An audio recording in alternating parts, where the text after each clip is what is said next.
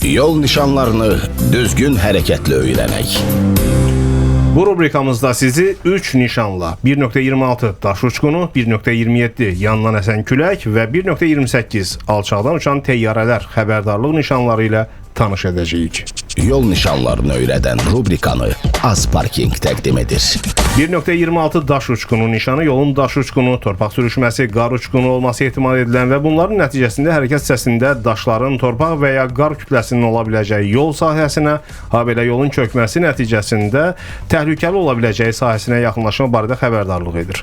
1.27 yandan əsən külək nişanı yandan əsən güclü küləyin ola biləcəyi yol sahəsinə yaxınlaşma barədə xəbərdarlıq edir.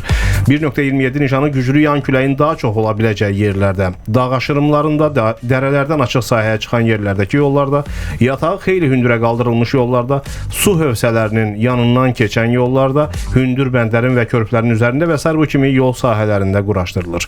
1.28 alçaqdan uçan təyyarələr nişanı üzərindən nisbətən alçaqdan təyyarə və vertolyotun uçub keçdiyi yol sahəsinə yaxınlaşma barədə xəbərdarlıq edir.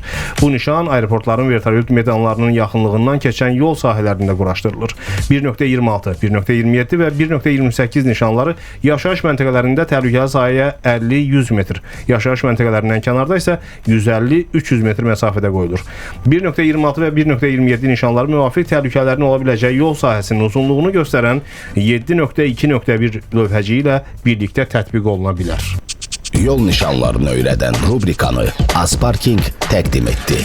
Sürücülər bilsin, artıq mobil internetiniz yoxdursa, megabaytınız bitibsə, Azparking mobil tətbiqindən istifadə edə bilirsiniz. Bu rejimdə internet paketi bitəndən sonra belə deməyəcəksiniz ki, maşını necə park edeyim və yaxud da park müddətini sonlandırım. Ən yaxın parklama məntəqələrini görmək, parklama müddətini başlatmaq, sonlandırmaq, əlavə edilmiş kartla ödəniş etmək, yeni avtomobil əlavə etmək, fərdi parklama talonu üçün müraciət etmək mümkündür. Əgər mobil nömrəniz bir tərəfli bağlıdırsa, bu mümkün olmayacaq və smartfonunuzda mobil data funksiyası da aktiv olmalıdır, söndürülməli deyil.